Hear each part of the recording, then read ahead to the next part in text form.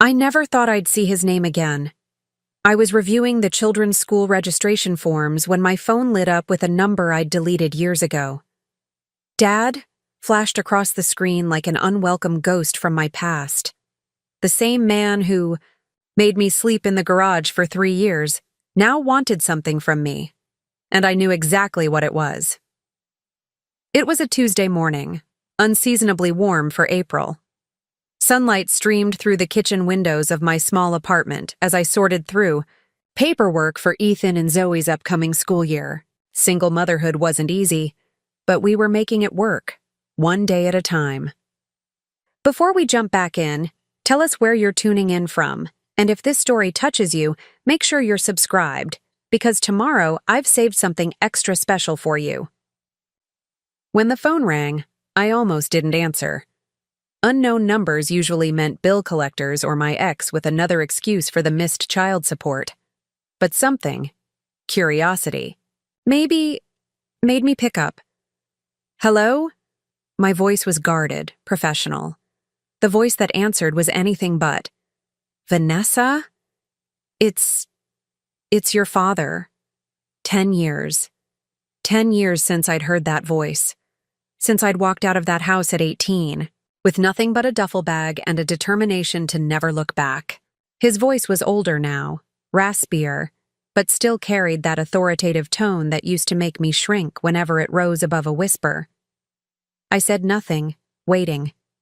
The silence stretched between us like a physical thing. Vanessa, are you there? He sounded uncertain, almost vulnerable. An act, surely. I'm here. 2 words, neutral. Giving nothing away. I need to talk to you. It's important. A pause. It's about the old property, the lake house. Of course it was. What else would make him reach out after all this time? Not to apologize for the years I spent sleeping on a cot in our uninsulated garage while my younger brother Thomas enjoyed a spacious bedroom. Not to acknowledge how he'd forgotten my birthdays and graduations. Not to explain why he'd told everyone in our small town that I was difficult when I was just a quiet kid who preferred books to his hunting trips with Thomas. What about it? I kept my tone even, betraying nothing of the sudden acceleration of my pulse. There's been some kind of mistake. The county says, they say there's development planned. That someone bought up all the surrounding acreage. They're saying we might have to sell. I glanced down at my laptop screen where I'd been reviewing the property holdings of Nightingale Preservations LLC, my conservation company that had quietly acquired every parcel around Lake Aurora over the past 5 years, including the land surrounding my father's house. That's not a mistake, I said finally. What do you mean? His voice sharpened, a flash of the old authority. Of course it is. That land's been in our family for generations. Nobody can force us to sell. I closed my laptop, not wanting my children to see what I was researching if they wandered in from their morning cartoons. Actually, they can. If the owner of all the surrounding property wants to proceed with conservation efforts. Another silence, longer this time. I could almost hear him putting it together. Vanessa, he said slowly, what have you done? What had I done? I'd worked night shifts at the hospital for 8 years while getting my environmental science degree. I'd saved every penny, lived in a studio apartment with my 2 kids after the divorce. I'd leveraged a small inheritance from my maternal grandmother into the seed money for Nightingale Preservations, named for my mother's maiden name. I'd worked tirelessly to build a company dedicated to protecting natural habitats from overdevelopment. And yes, I'd systematically purchased every parcel of land surrounding my father's property over the last 5 years. Patiently, quietly, using my mother's maiden name and investors who had no idea of my personal connection. Conservation, I answered simply. I'm doing conservation work. This is about the past, isn't it? His voice hardened. You're still upset about... I need to go. I cut him off. My children need breakfast before school. Wait. There was panic in his voice now. We need to talk about this. Your brother just moved back with his wife. This is his inheritance too. My brother Thomas, the golden child. The one who got the bedroom with the bay window while I shivered on a military surplus cot next to the lawnmower and rusting tools. The one whose college was paid for while I was told there was no money for girls' education when I earned a full scholarship. You can email me if you want to discuss the conservation project. I recited my work address mechanically. Project? This is our home. His voice cracked, and for a moment, just a moment, I felt a flicker of something. Not sympathy, exactly. Recognition, maybe. Of what it feels like when the ground shifts beneath your feet. I knew that feeling intimately. I'd experienced it at 13 when my mother died, and my father remarried within months. I felt it again when his new wife made it clear there wasn't room for me in their new family, and my father chose the path of least resistance, relegating me to the garage to give the boy his space. Nightingale Preservations will be making fair market offers to all property owners in the affected area, I said, falling back on corporate language. You'll be contacted by our acquisitions team. Vanessa, please, we're family. The word hung in the air between us. Family. As if a shared bloodline erased everything else. Goodbye, Dad. I ended the call and set the phone down carefully, like it might bite if handled roughly. My hands weren't shaking. I'd expected them to shake, but they were perfectly steady as I returned to making breakfast for my children. Mom? Who was that? Ethan appeared in the doorway, 7 years old and already too perceptive. Just work, sweetie, I said, forcing a smile. How do pancakes sound? As I mixed batter and heated the griddle, my mind kept returning to Lake Aurora. The crystalline waters where I'd learned to swim. The tall pines where I'd built secret forts. The stars reflected on the still surface at night, visible from the small garage window that had been my only connection to beauty during those 3 dark years. Lake Aurora was special, one of the last undeveloped lakes in the county, which is why I'd created Nightingale Preservations in the first place. To protect places like this from being carved up into vacation homes and tourist traps. At least that's what I told myself, but the truth was more complicated. I hadn't just chosen Lake Aurora because it was ecologically valuable. I'd chosen it because it was personal, because part of me had always known this day would come, when my father would realize that his forgotten daughter now held the power to determine the fate of his precious lakefront property. My phone buzzed, with a text. Unknown number, but I knew who it was. This isn't over. We need to talk. I'm coming to your office tomorrow. I slipped the phone into my pocket without responding. Let him come. Let him see what the girl from the garage had become. Couldn't focus on anything after the call. I went through the motions of the morning routine, getting the kids ready for school, checking their backpacks, kissing them goodbye at the bus stop, but my mind was replaying that phone call over and over. My father's voice, first controlling, then panicked, echoed in my head as I drove to the small office of Nightingale Preservations. When I arrived, my assistant Mira gave me a concerned look. You okay, Vanessa? You look like you've seen a ghost. Something like that, I murmured, heading straight for my office and closing the door. The views of the nearby creek that usually calmed me did nothing to ease the tightness in my chest. I kicked off my shoes and sank into my chair, finally allowing myself to feel the full weight of what had just happened. 10 years of carefully constructed distance, shattered by a single phone call. My hands began to shake, a delayed reaction. I hadn't expected to ever hear from him again.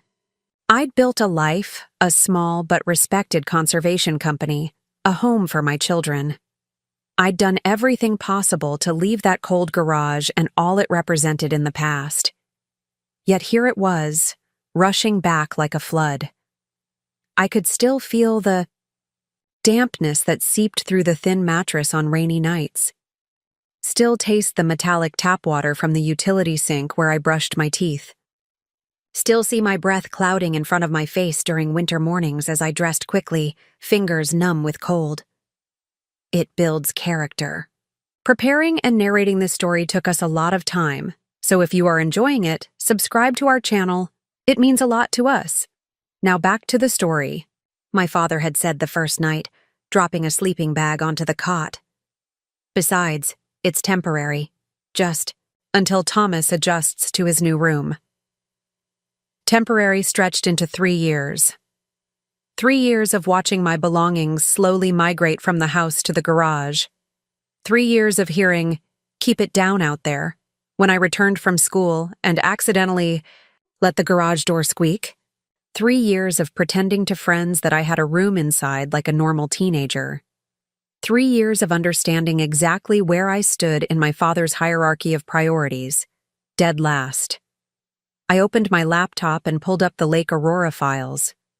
The satellite images showed it all, the blue jewel of the lake surrounded by parcels of land now highlighted in green, indicating Nightingale ownership. Only one remained red. My father's 3 acres and the house where I'd once lived, where I'd been exiled from. The logical part of me knew there were a dozen ways to address this situation professionally. We could offer above-market value. We could propose a land swap for a property elsewhere.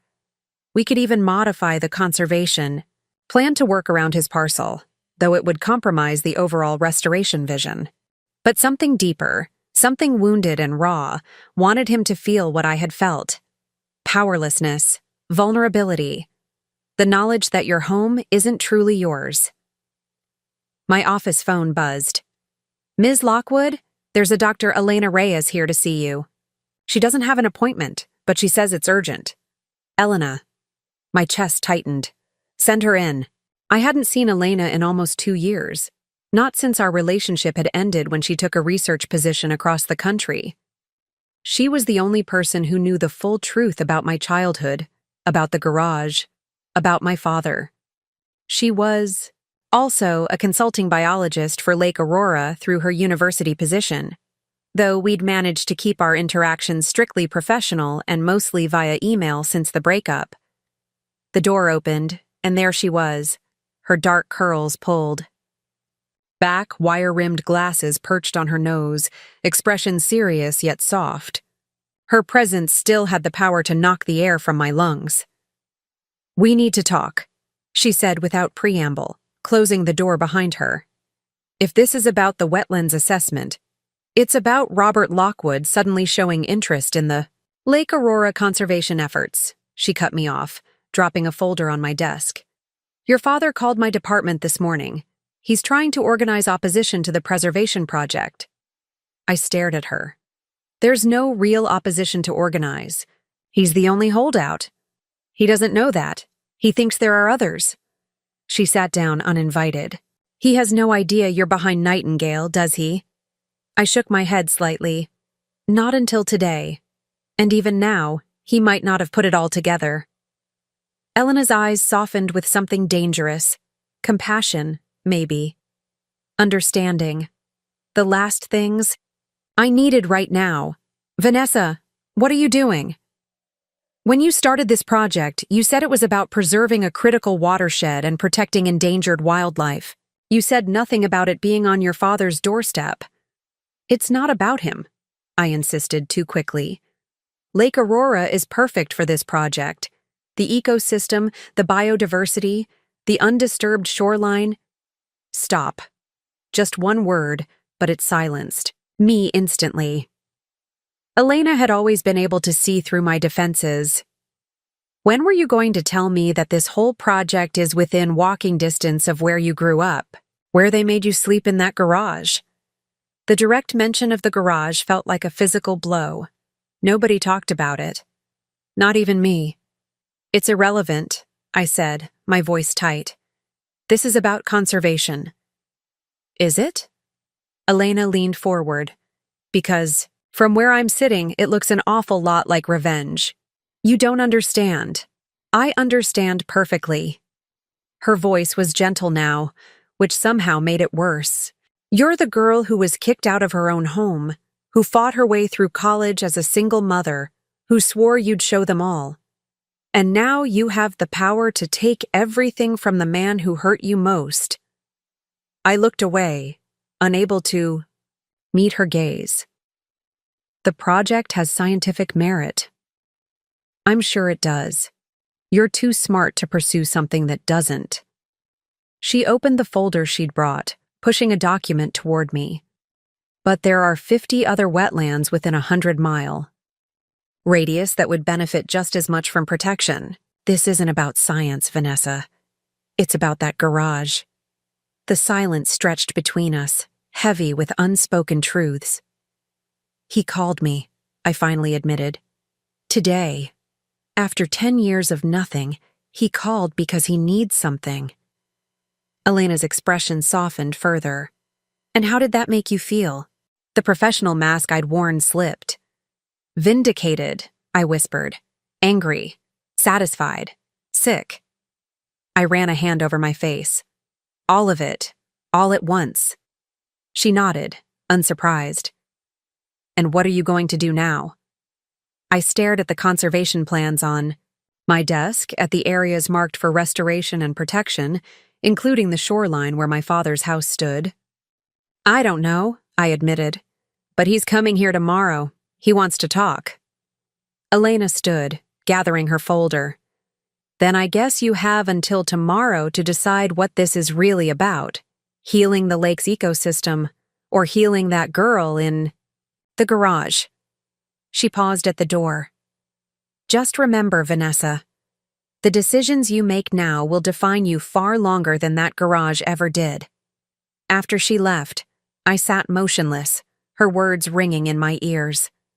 Outside my office window, a heron landed, gracefully on the creek bank, reminding me of why I'd fallen in love with environmental conservation in the first place, long before revenge against my father had entered the equation.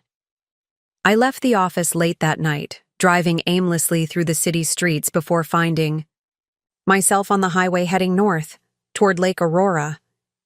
I hadn't planned to go there, but some magnetic pull drew me back to the place that had shaped me, for better and worse. 90 minutes later, I turned onto the familiar gravel road that circled the lake. In the moonlight, the water looked like polished obsidian, reflecting the stars above. I parked at the old boat launch, now owned by Nightingale Preservations, and killed the engine. The silence was immediate and complete. No traffic noise, no city hum. Just frogs, the occasional splash of a fish, and my own breathing. I got out and walked to the edge of the water, letting memories wash over me. This spot, this exact spot, had been my sanctuary as a teenager. I'd come here to escape the humiliation of the garage, the coldness of my father's new family, the whispers at school. The lake never judged, never excluded, never made me feel unwelcome. My phone buzzed in my pocket. For a wild moment, I thought it might be my father again, but the screen showed a different name. Sarah Liu, my financial director. Sarah, it's late. What's going on? Sorry to bother you, Vanessa, but I thought you should know. Someone's been making inquiries about our Lake Aurora acquisitions. I tensed. What kind of inquiries? Detailed ones. Property records, purchase prices, holding companies. They've been contacting county officials, title companies, even some of our donors. My father? No. Sarah hesitated. A man named Thomas Lockwood. He identified himself as an interested party. Thomas, my brother, the golden child, now searching for information about the Lake Aurora project. The pieces clicked into place. My father must have called him after our conversation. They were working together. How much did they find out? Nothing they couldn't get from public records. The shell companies are secure. They can't trace them back to Nightingale yet, let alone to you personally. But they're digging, Vanessa. They know something's off about how all those properties were acquired by different entities within months of each other. I stared across the dark water, calculating. Thanks for the heads up. Let's accelerate the timeline. I want all properties formally transferred to Nightingale's name by end of week. That will tip our hand completely. Everyone will know Nightingale controls nearly the entire lakefront. That's fine. It's time anyway. After hanging up, I remained at the water's edge, thinking about what I'd just set in motion. Once the transfers were complete, there would be no more hiding behind shell companies and separate donors. Everyone would know that Nightingale, that I, controlled Lake Aurora's destiny. 5 years ago, when I first conceived of this project, I'd established 5 different conservation trusts to quietly acquire the parcels. Different names, different structures, different addresses, a complex web designed to hide the fact that one entity was systematically buying up the entire lake. I created Heron Trust first, named for the birds that had nested at the lake for generations. Through Heron, I purchased the old Williams property, on the North Shore, 200 acres of untouched forest with half a mile of pristine waterfront. Next came Watershed Alliance, which acquired the abandoned summer camp on the East Shore. Then Clearwater Initiative for the farmland on the western edge. Lockwood Environmental Fund, a deliberate choice using my own surname, almost daring someone to make the connection, for several smaller parcels along the southern rim. One by one. Piece by piece, I reconstructed the boundaries of my childhood world. Every acquisition funded through grants and conservation-minded donors, every property purchased at fair market value or above. No strong arming, no underhanded tactics. Just science-based conservation, conducted methodically and legally.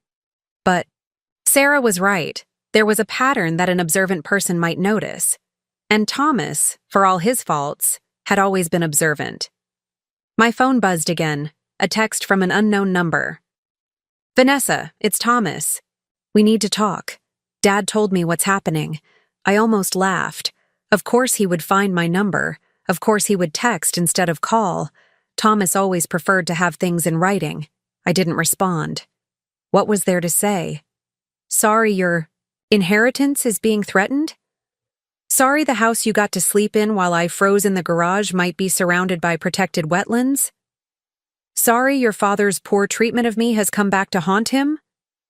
Instead, I pocketed my phone and walked along the shore, letting my feet find the familiar path. In the distance, barely visible in the darkness, stood my father's house, my childhood home. A single light burned in what had been the kitchen window.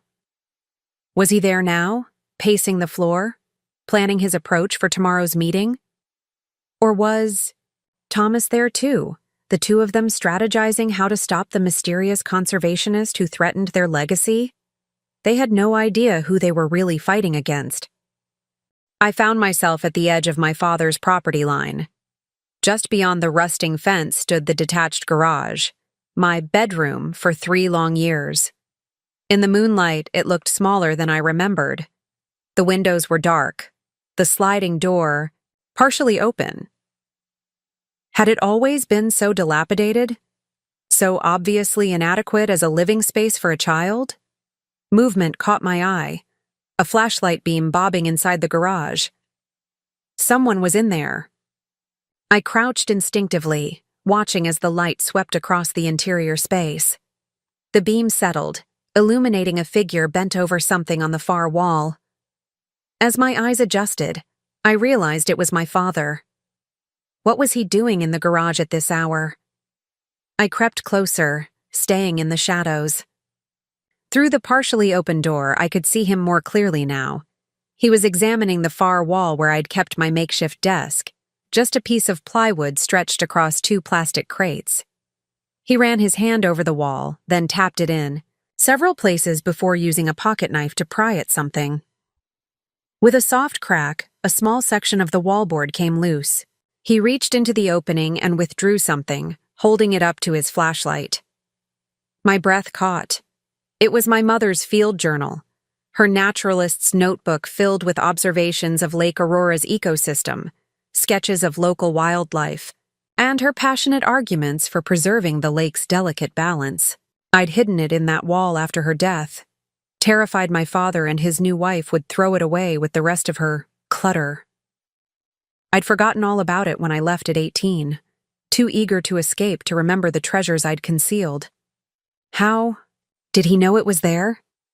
He turned the pages gently, his shoulders shaking slightly. Was he crying? Before I could process this, a car door slammed in the distance. The sound startled both of us. My father quickly tucking the journal inside his jacket and switching off his flashlight, me ducking deeper into the shadows as headlights swept across the property. A car pulled up to the main house, and Thomas emerged, his silhouette unmistakable even after all these years. "Dad?" he called out. "Where are you? I found something about those companies buying up the lake." I barely slept that night. The image of my father holding my mother's journal kept replaying in my mind. By dawn, I'd given up on rest and was already at my office, reviewing the lake. Aurora files with fresh eyes. The early morning light cast long shadows across my small office as I spread out the oldest documents: wildlife surveys from 5 years ago, initial wetland assessments, funding proposals. I traced the outline of the lake with my finger, remembering how I'd first pitched the project to potential donors. A pristine ecosystem with endangered species and critical watershed functions, I'd told them. The perfect example of why we need to protect our remaining natural habitats. I hadn't mentioned my personal connection. Hadn't told them that I'd learned to swim in those waters, that I'd cataloged wildflowers along its shore with my mother, that the tall pine on the north bank still had the remnants of a fort I'd built. When I was 10, I certainly hadn't told them about the garage. My assistant arrived at 7:30, surprised to find me already there. "You're in early, Ms. Lockwood," she said, setting a coffee on my desk. "Big day," I replied, not looking up from the maps. "Can you pull all the ownership records for the Lake Aurora properties? I want everything in one file before my 10 a.m. Your 10 a.m. isn't on the calendar," she noted, checking her tablet. "It's a personal meeting. My father." She paused, clearly surprised. In 3 years working for me, I'd never once mentioned my father. "I'll have the files ready. Anything else?" "Call Sarah. I want her here for the meeting too." After she left, I unlocked my desk drawer and removed a small leather-bound book, a copy of my mother's field journal. I'd managed to recreate portions of it from memory over the years, supplemented with my own observations. I'd assumed the original was long gone, destroyed or discarded after her death. But now, I flipped to an entry I knew by heart, dated 3 months before her death. "Robert is distant again. Working late, he says, but I wonder. He's been this way since the argument about the lake property. His business partner wants to develop it, and Robert agrees. It's just swampland, he told me. Worthless without development. But it's not. Just swampland to me. It's where I conducted my research, where my daughter learns about nature, where I find peace. I've begged him to understand that some ecosystems have value beyond dollars. He doesn't see it. Maybe he never will." I closed the journal, my mother's insight striking me anew. My father and his business partner had wanted to develop the lake. My mother had fought to preserve it, and now here I was, the conservationist. The bitter irony wasn't lost on me. At precisely 10 a.m., my assistant's voice came through the intercom. "Ms. Lockwood, your father is here." I took a deep breath, straightening my blazer. "Send him in." The door opened, and there he stood, Robert Lockwood, 20 pounds lighter. Then I remembered, hair now completely gray, the lines around his mouth deeper. But his eyes were the same, calculating, assessing, looking for advantage. "Vanessa." He nodded stiffly. "Dad." The word felt foreign in my mouth.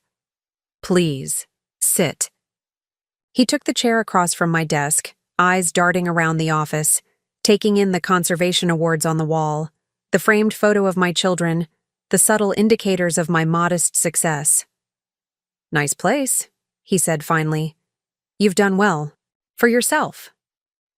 "Thank you." I kept my tone neutral. "I understand you wanted to discuss Lake Aurora."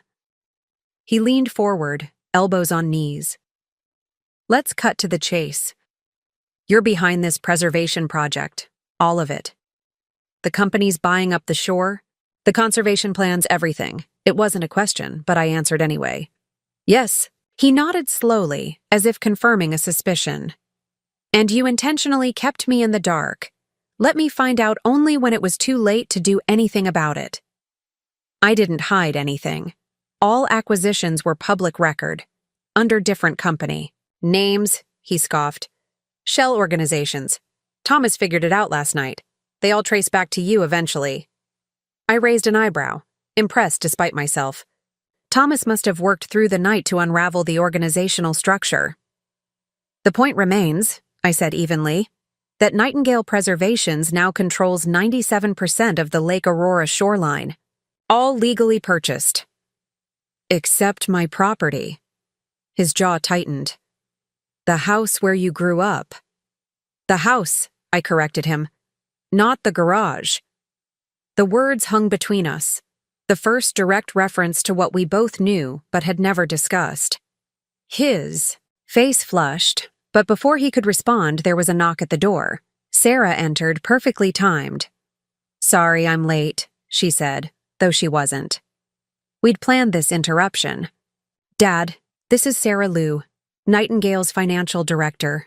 Sarah, my father, Robert Lockwood. She nodded coolly, taking the seat beside him. Mr. Lockwood, I've prepared some numbers I think you'll want to see. She opened a folder and placed a document on the desk between us. This is our offer for your property. As you can see, it's significantly above market value. My father glanced at the figure and his eyes widened slightly. It was generous, twice what the property was worth. This isn't about money, he said, but his tone lacked conviction. It's always about money, I replied. At least, that's what you taught me. Sarah slid another document forward. Option 2. We redesign the conservation area to work around your property. You keep your house, but you'll be subject to strict ecological regulations regarding shoreline use, runoff, and wildlife disturbance. My father frowned, considering. There's a third option, I continued. We abandon the project entirely. Walk away. The lake stays exactly as it is.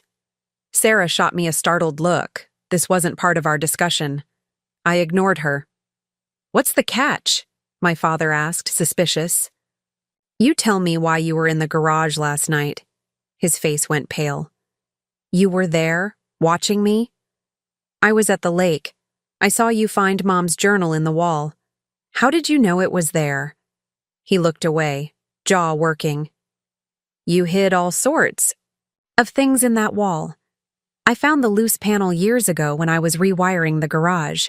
Found your stash, novels, candy wrappers, that diary you kept. My stomach dropped. You read my diary? Just enough to know you hated me. His voice had lost its edge, sounding almost resigned. Enough to know you blamed me for putting you in the garage, for choosing Karen and Thomas over you. And did I have reason to blame you? I asked quietly. For a long moment, he said nothing. Then, to my shock, he nodded. Yes. The single word seemed to deflate him. He suddenly looked older, smaller in the modern office chair. After your mother died, I couldn't, he began, then stopped, started again. Every time I looked at you, I saw her. Same passion for that lake, same stubborn idealism. It hurt too much. Karen said it would be easier if we had separation. The garage was her idea, but I went along with it. For 3 years, I said. For 3 years, he echoed. Too long. Far too long. Sarah cleared her throat, clearly uncomfortable with the personal turn of the conversation. Should I give you two a moment? No, my father said abruptly. I want to understand the deal on the table. My house for the journal? Is that it? I shook my head. The journal is mine. Mom wanted me to have it. I want to know why you care about it now, after all these years. He reached into his jacket and pulled it out.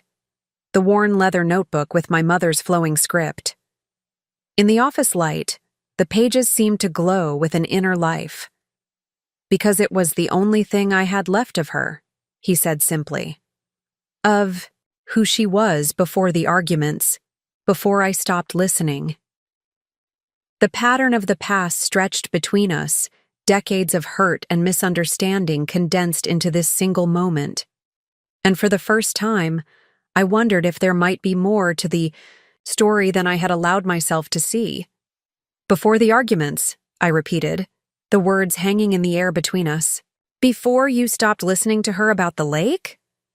My father flinched, his fingers closing around the journal. It wasn't that simple, Vanessa. It seemed pretty simple to me at 13. Mom dies, you remarry within months, and suddenly I'm sleeping next to the lawnmower while your new wife redecorates my bedroom for her son.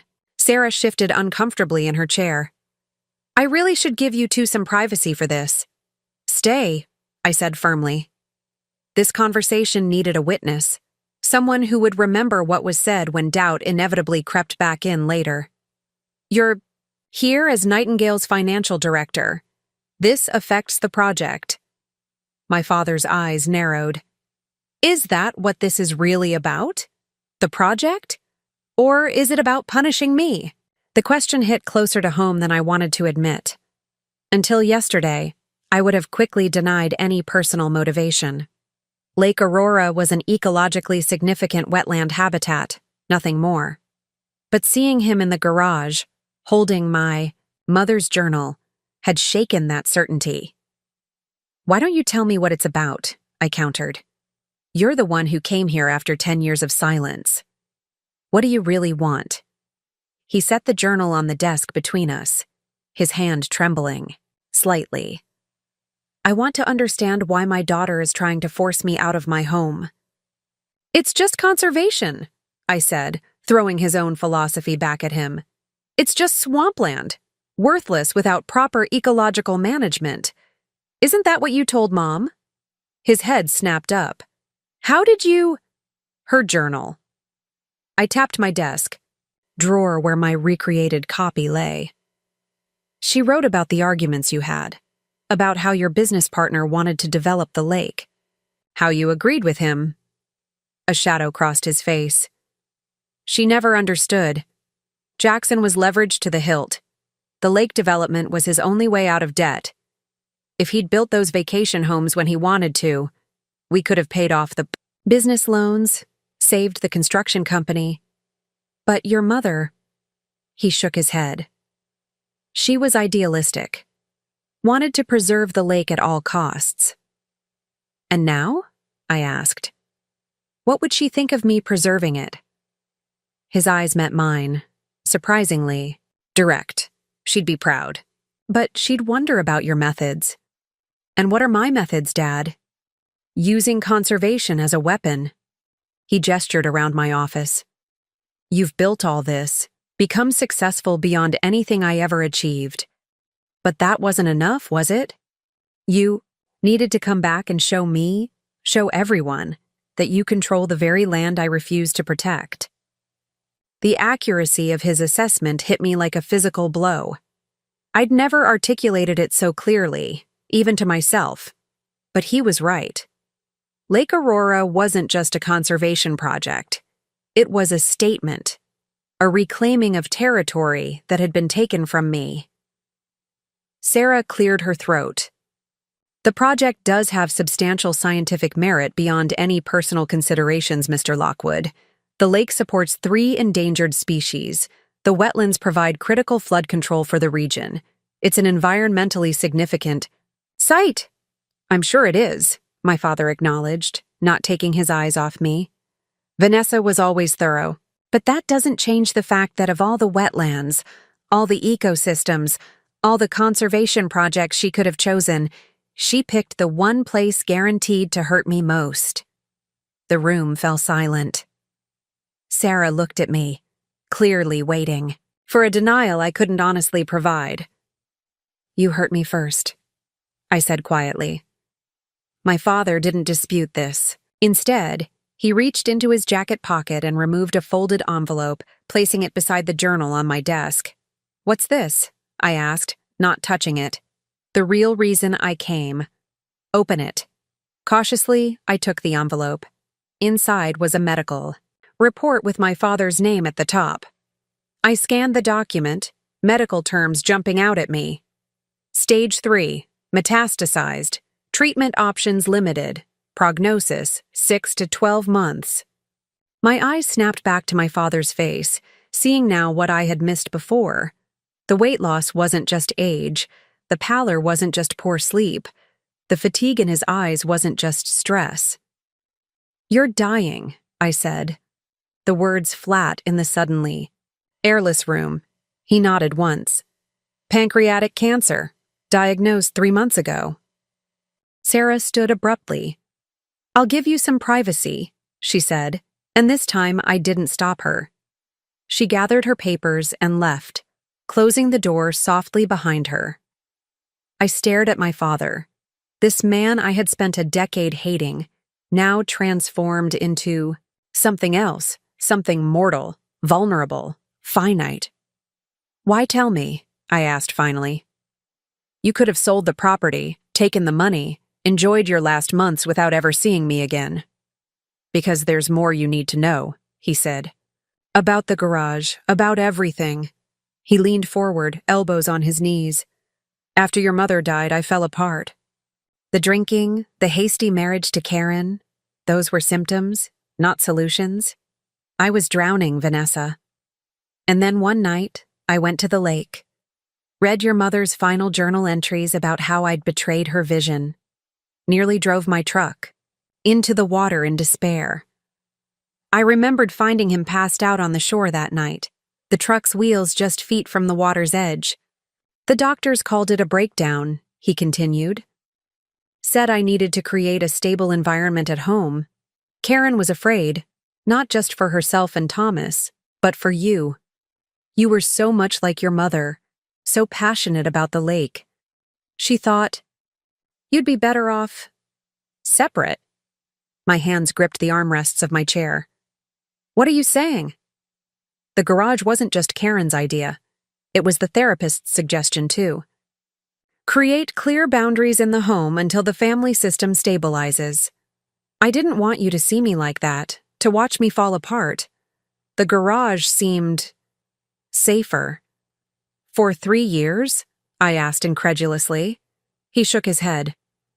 "The first few months were about my mental health. The rest?" He looked away. "The rest was cowardice. The breakdown passed, but by then patterns were established. Karen had made the house hers. You had made the garage yours. And I didn't know how to fix any of it without admitting how broken I was." I sat back, trying to process this new information. The idea that the garage had initially been for my protection, not my exile, shifted something fundamental in my understanding of those years. "Why didn't you ever tell me this? Would you have believed me?" he asked. "Or would you have seen it as just another excuse?" He had a point. The teenager I'd been would have rejected any explanation. The adult I'd become had built an identity. Around that rejection, I looked down at the medical report again. 6 to 12 months. Maybe less now. "What do you want from me?" I asked. "Forgiveness?" "No," he said, surprising me. "Understanding, maybe. But mostly, I want to die in my house. By the lake. The house where your mother lived. Where you were born." He met my eyes directly. "I'm asking you to let me have that. Modify your conservation plan until after I'm gone. It won't be long." The brutal simplicity of his request cut through years of complex resentment. He wasn't fighting for financial gain or future advantage. He was fighting for the right to end his life in the place it had meaning. I looked at the journal still lying on the desk between us. My mother's passionate defense of Lake Aurora captured in her neat handwriting. What would she advise me to do now? Preserve the ecosystem at all costs? Or recognize that sometimes conservation must account for human needs too? In that moment, with the sunlight streaming through my office windows and my father's mortality laid bare before me, everything shifted. The past remained unchanged, but my perception of it, the meaning I had assigned to each painful memory, suddenly seemed incomplete, a child's understanding of adult complexities. I picked up my mother's journal, feeling its worn leather cover beneath my fingertips. The pages still held her scent somehow. Wildflowers and lake water, the essence of who she'd been. "I need time to think," I said finally, neither accepting nor rejecting his request. My father nodded, looking relieved even at this non-commitment. "That's fair. You can stay in the city? I'll need a day or two." "I'm at the Lakeview Inn, room 312. He stood slowly, his movements careful in a way I hadn't noticed before. "Thomas doesn't know about the diagnosis. No one does, except my doctors. I'd appreciate if you kept it that way for now." I nodded, slightly surprised he'd trust me with this confidence. "I'll walk you out." We moved through the office in silence, passing curious staff who tried not to stare. I could only imagine what they were thinking. The mysterious father of the boss, appearing after years with no mention. At the elevator, my father hesitated, then pulled something else from his pocket. A small key. "For the trunk in the garage," he explained. "There's more of your mother's things in there. Research notes she made about the lake's ecosystem. Some photos, things she wanted you to have that I kept from you." I took the key, feeling a complex surge of emotions. Anger at what had been withheld, gratitude for its return now, confusion over how to process any of it. "Why now?" I asked. "Why not years ago?" His eyes, so like mine, I suddenly realized, met mine directly. "Because I was selfish. Because I wanted to keep her memory to myself. Because I thought I had time to find the right moment." He shrugged slightly. "All the worst reasons." The elevator arrived, and he stepped in, turning to face me as the doors began to close. "Whatever you decide about the property, Vanessa, I hope someday you can forgive me, not for my sake, but for yours." The doors shut before I could respond, leaving me standing there, key in one hand, journal in the other, feeling strangely unmoored. Back in my office, I closed the door and leaned against it, trying to sort through the tangled mess of revelations. The garage had started as protection, not punishment. My father had been unwell, not just cruel. My mother's conservation work was more extensive than I'd realized. None of it erased the cold nights, the isolation, the years of feeling unwanted in my own home. But it complicated the narrative I'd built my adult life around, the story of a callous father who discarded his daughter without a second thought. I returned to my desk and called Sarah back in. "Are you all right?" she asked, studying my face with concern. "I need you to examine our options," I said, ignoring her question. "What happens to the Lake Aurora project if we leave my father's parcel untouched? Not just working around it, leaving it completely independent." She frowned, professional concern overtaking personal. "We'd need to reconfigure the entire central buffer zone. The wildlife corridor would have to be relocated to the North Shore, which means reconfiguring the restoration plan, the educational trails, the monitoring stations. It's possible, but it would delay implementation by at least 6 months and add considerable cost." "How much?" "Preliminary estimate? 50 to 70,000. Plus lost grant opportunities if we miss the seasonal planting window." I nodded, absorbing this. "And what if we delay the entire project by a year? Keep the current design but push the timeline?" Sarah's eyebrows shot up. "A year? The funding implications would be substantial. We'd risk losing our foundation grants. Our permits would need renewal, and the landowners who sold to us with conservation easements might question our commitment. Could we overcome those challenges?" "Of course, but we've spent months building credibility with these stakeholders. Starting over means new applications, new relationship building. Honestly, Vanessa, what's going on? This morning we were accelerating. The timeline? And now you're talking about a year's delay?" I set the journal on my desk, staring at my mother's handwriting on its cover. "My father is dying. Pancreatic cancer. 6 to 12 months. Sarah's professional demeanor softened immediately. I'm sorry, Vanessa.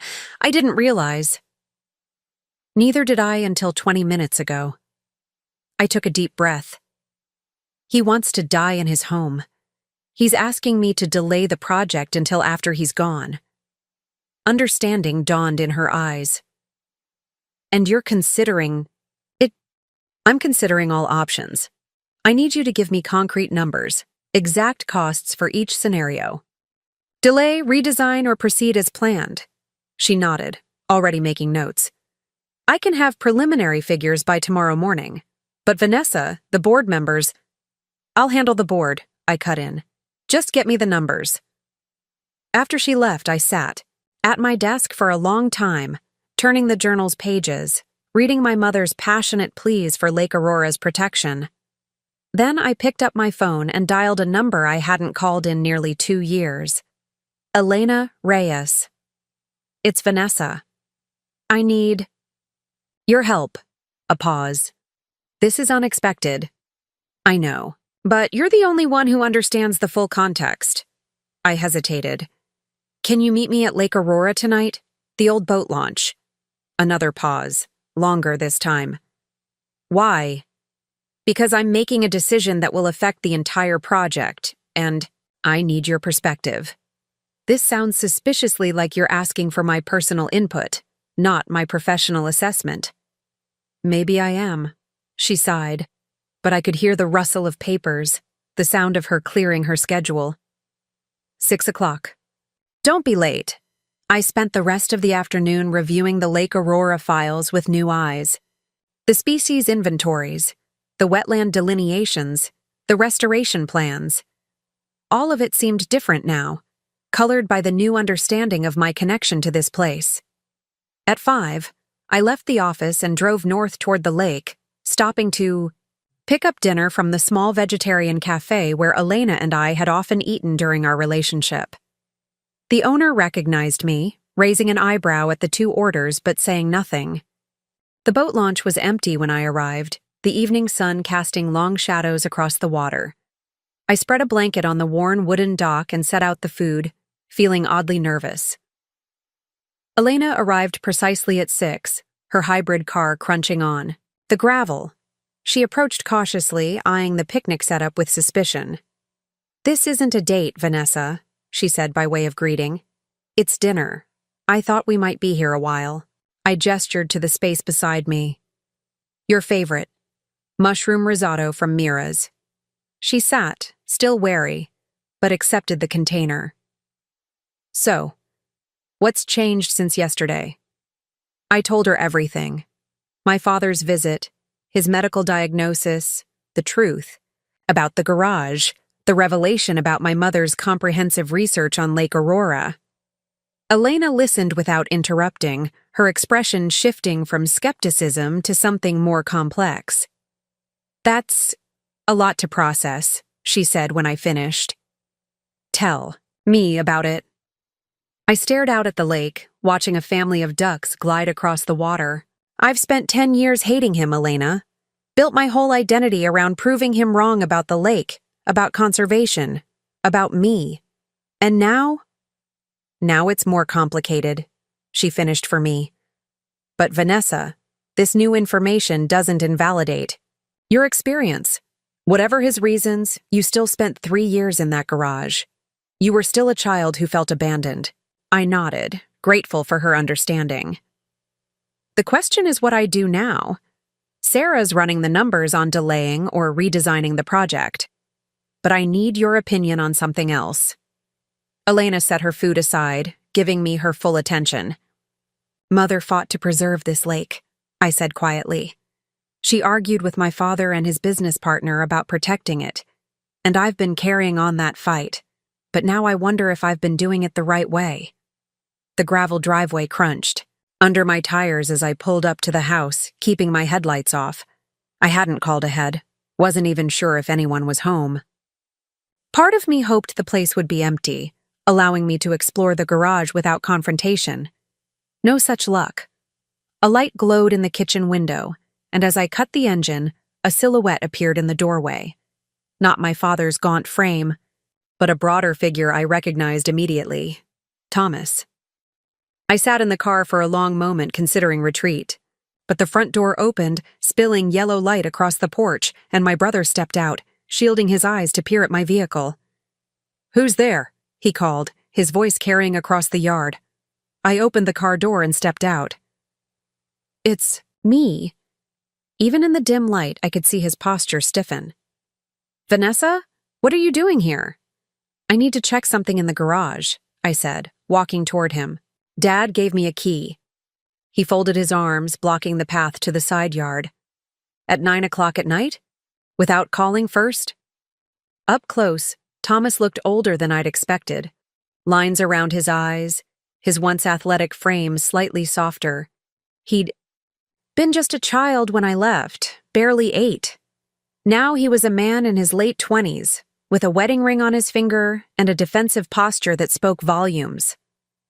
"I didn't think I needed permission to visit the property I'm about to own," I said, immediately regretting the antagonism in my tone.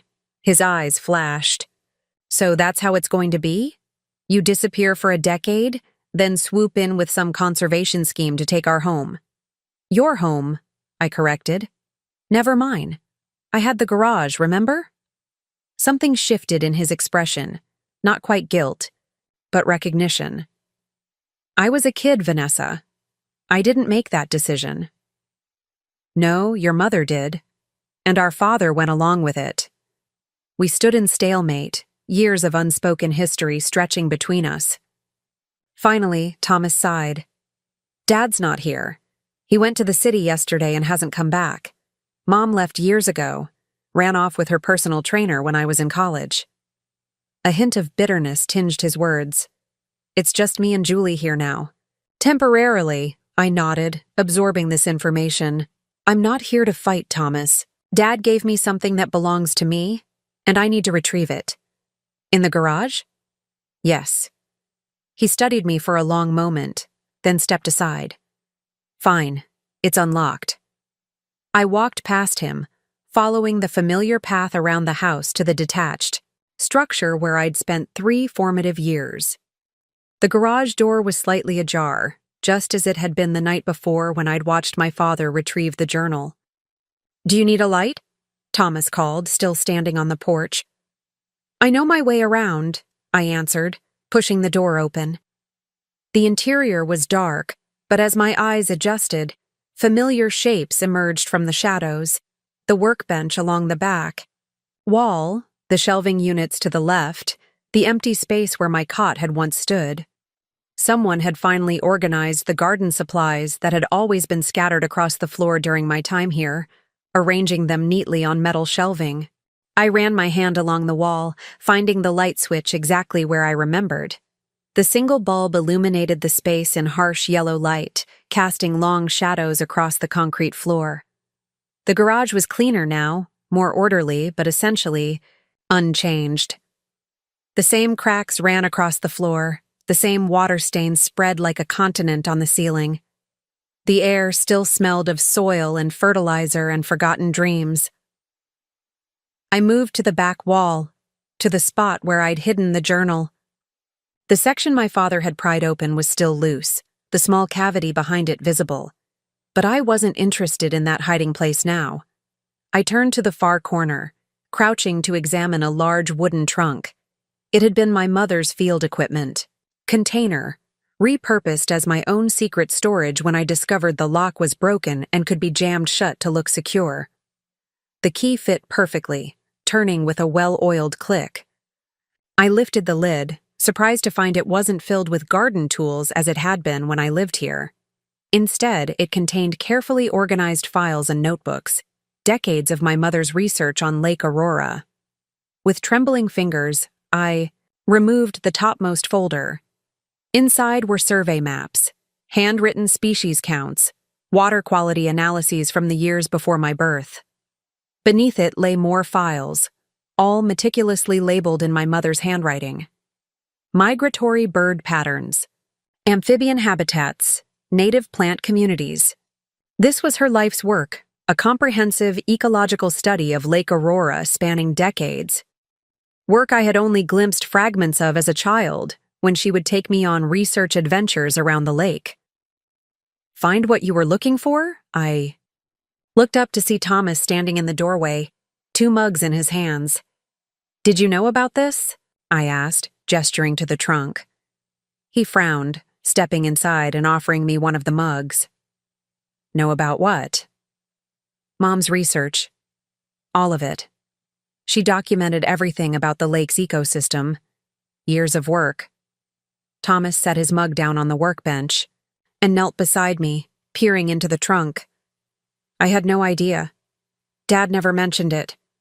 I pulled out another folder, this one containing newspaper clippings about proposed developments around the lake, each with my mother's annotations in the margins. Opposition strategy notes. Contact information for environmental attorneys. The beginning of a legal brief arguing for protected status. She wasn't just studying the lake, I said quietly. She was building a case to protect it. Against Dad's business partner, Thomas added, picking up a letter. This is from Jackson Miller to Dad, dated a month before Mom died. He's threatening to dissolve their partnership if Dad doesn't convince Mom to drop her opposition to the development. I stared at my brother, seeing understanding dawn in his expression. Dad was caught in the middle. Between his business and Mom's conservation work, I confirmed. We continued exploring the trunk's contents in silence, brothers and sister momentarily, united in discovering a mother we had both lost, though I had been old enough to remember her, while Thomas had been only a toddler when she died. Was she kind? He asked suddenly, his voice softer than I'd ever heard it. The question caught me off guard, so similar to what I might have asked about our father if our situations were reversed. Very. She laughed all the time, taught me the names of every bird at the lake, made up silly songs about tadpoles and dragonflies. Thomas smiled faintly, clearly trying to construct a mental image from my description. Dad never talks about her. Mom, Karen, forbade any mention of her in the house. I know, I said, remembering the family photos that had disappeared, the books that had been packed away, the careful excision of Catherine Lockwood from family narratives. At the bottom of the trunk lay a sealed envelope with my name written on it. I opened it with care, finding a letter dated just weeks before her death. My dearest Vanessa, if you're reading this, I've entrusted your father to give you my research when you're old enough to understand it. The lake is precious beyond measure, not just for its beauty, but for the complex web of life it supports. I've dedicated my career to documenting it, and now I pass this torch to you. Protect it. But remember that we protect nature not by standing against people, but by helping them see what we see. Your father sees the lake differently than we do, but his view is not without merit. There must be balance between preservation and human needs. With all my love, Mommy sat back on my heels, the letter trembling in my hands. What does it say? Thomas asked quietly. I couldn't speak, could only pass him the letter. He read it silently, then handed it back. She knew, he said. Even then, she knew you'd follow in her footsteps. I nodded, unable to articulate the complex emotions swirling within me. Pride that my mother had seen my path so clearly, grief that she hadn't lived to guide me along it, and a growing uneasiness about how I'd chosen to pursue that path. Not through education and persuasion as she had advocated, but through financial leverage and legal maneuvering. I need to take these, I said finally, gesturing to the trunk. Study them properly. Thomas nodded. They're yours. They were always meant for you. As I began carefully packing the materials, he watched thoughtfully. What will you do about the conservation project? About Dad's house? I don't know yet, I admitted. But I need to go back to the beginning. Understand what my mother was really trying to accomplish. What she would want me to do now. For the first time in years, I was laying groundwork for a decision based not on revenge, but on a more nuanced truth. One that honored not just the lake, but the complex human relationships connected to it. Thomas helped me load the trunk into My car, the weight of decades' worth of research requiring both of us to lift it. As we closed the trunk, an awkward silence fell between us. The kind that emerges when strangers who should be family try to navigate unfamiliar terrain. Your kids, he said finally. How old are they now? Ethan is 7, Zoe is 5. I leaned against my car, surprised by his interest. How did you know I have children? A faint smile crossed his face. Dad has pictures, on his desk in the study. This revelation caught me off guard. Pictures? How? I've never sent him any. He follows your conservation organization online. You post photos sometimes of community events with your kids. He prints them. I didn't know how to respond to this information. The idea that my father had been collecting glimpses of my life, of my children's lives, from afar. That he had cared enough to do so, but not enough to reach out directly. Until now. Would you like to come in? Thomas asked, gesturing toward the house. Julie's making tea. Your kids are with their father? No, with my neighbor. I should get back. I hesitated, then added, another time, maybe. He nodded, understanding this was as much as I could offer right now. Vanessa, for what it's worth, I didn't know. About the garage? Not really. I was young, and they told me you preferred it. That you liked having your own space. I studied. My brother's face, the earnest expression, the hint of the little boy I barely knew beneath the adult features. You were a child, Thomas. It wasn't your fault.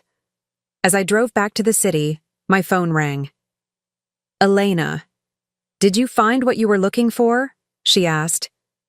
We had parted at the lake after dinner, her encouraging me to visit the garage tonight rather, then waiting. More than I expected, I replied, and told her about the trunk, the research, the letter. This changes things, she said when I finished. Your mother was building a scientific and legal case for the lake's protection. You have the foundation for a much stronger conservation approach now. I know, but I also have her words telling me that protection isn't about standing against people, but bringing them along. I'm not sure I've been doing that. What will you do? I don't know yet, I admitted, but I need to read through all her research first. Understand what she documented, what she was fighting for specifically. After hanging up, I drove the rest of the way in silence, my mind working through the implications of everything I'd learned. By the time I reached my apartment, it was past midnight.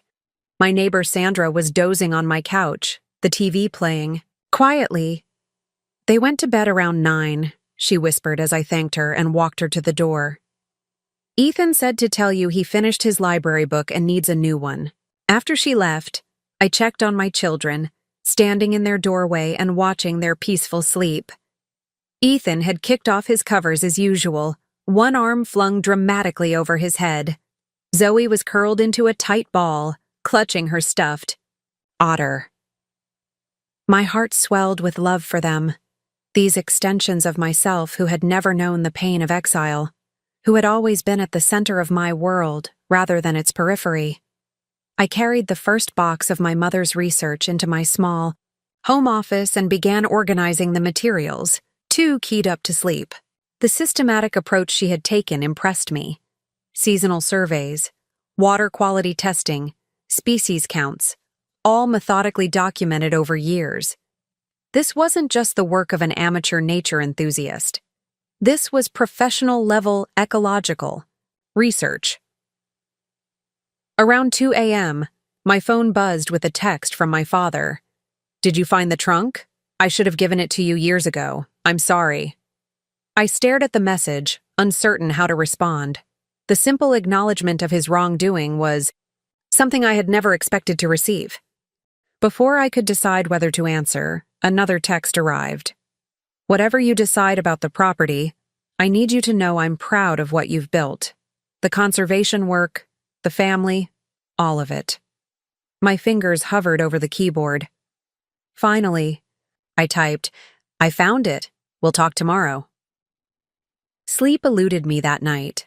I lay in bed staring at the ceiling, my mind replaying the events of the past 2 days. The unexpected phone call from my father, the confrontation in my office, the revelation of his illness, the discovery of my mother's research, the trunk that should have been given to me years ago. The anticipation of tomorrow's decision weighed heavily on me.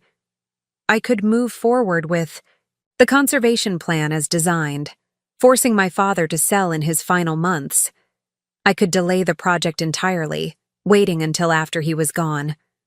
Or I could find some middle path, one that honored both my mother's scientific legacy and her philosophical approach. At 6 a.m., I gave up on sleep and went back to the research materials. In a folder labeled Compromise Solutions, I found a proposal my mother had drafted shortly before her death. A plan that designated critical habitat areas for strict preservation, while allowing limited, environmentally sensitive human access in other zones. A balanced approach that recognized the lake belonged to both the ecosystem and the community. I was still studying it when Ethan padded into the room, rubbing his eyes sleepily. "Mommy, why are you up so early?" I pulled him onto my lap, breathing in the sweet scent of his hair. "I'm learning about the work your grandmother did. She was a scientist who studied the lake where I grew up." "The lake in the pictures?" he asked, pointing to a framed photo on my desk. One of the few I had of my mother and me at Lake Aurora, both of us laughing as we examined something in a tide pool. "That's right. She loved that lake very much, and she worked hard to protect it." "Just like you do with all the wetlands and forests," he said with the simple clarity of a child. "Just like that," I agreed, though the parallel wasn't quite so straightforward. My mother had sought protection through education and compromise. I had sought it through acquisition and control. By the time Zoe woke up and the morning routine began, breakfast made, clothes selected, backpacks packed, I had reached a tentative decision. Not one based on hurt or revenge or even strict ecological priorities, but one that attempted to honor all the complex threads of this situation. As I dropped the children at school, my phone buzzed with a text from Sarah. "Conservation Board. Called an emergency meeting. 10 a.m. today. They've heard rumors about project delays. Need you there." I texted back my confirmation, then called my father. "Can you meet me at the lake this afternoon?" I asked when he answered. "There's something I need to show you." "Of course," he replied, his voice rough with sleep or emotion. I couldn't tell. "Which?" "The old boat launch. 2 o'clock. I'll be there." As I drove to the Nightingale office, I felt an unfamiliar sense of calm. The anticipation of confrontation had been replaced by something else. The anticipation of resolution, perhaps, or at least the beginning of one. The board would not be happy with what I had to propose. My father might not be either. But for the first time since receiving his call 2 days ago, I felt I was acting not from the wounded place of the girl in the garage, but from the integrated wisdom of the woman I had become. A conservationist, a mother, a daughter who had finally found her mother's voice. The Nightingale Preservation's boardroom was already full when I arrived, the tension palpable. 7 board members sat around the oak table, their expressions ranging from concern to outright displeasure. At the head of the table, Jeffrey Winters, our chairman, checked his watch pointedly as I entered. "Vanessa, thank you for joining us," he said, his tone making it clear this was not a routine meeting. "We've called this emergency session because concerning information has come to our attention regarding Lake Aurora." I set my briefcase on the table, taking the empty seat at the opposite end from Jeffrey. "What information would that be?" "That you're considering delaying or significantly altering our flagship project," said Diane Rivera, our most vocal board member. "That there are personal considerations influencing conservation decisions. That your father owns the central property in question," added Malcolm Reed, "and you never disclosed this conflict of interest." I looked around the table, noting the mix of accusation and disappointment on faces that had, until now, shown me only respect and support. These were dedicated conservationists who had believed in Nightingale's mission and my leadership. I owed them honesty. Yes, my father owns one of the properties involved in the Lake Aurora project, I confirmed. And yes, I'm considering modifications to our implementation timeline and approach. The room erupted in concerned murmurs. Jeffrey raised a hand for silence. Vanessa, you understand how this appears, he said gravely. You've directed significant organizational resources toward acquiring land around a property owned by your family.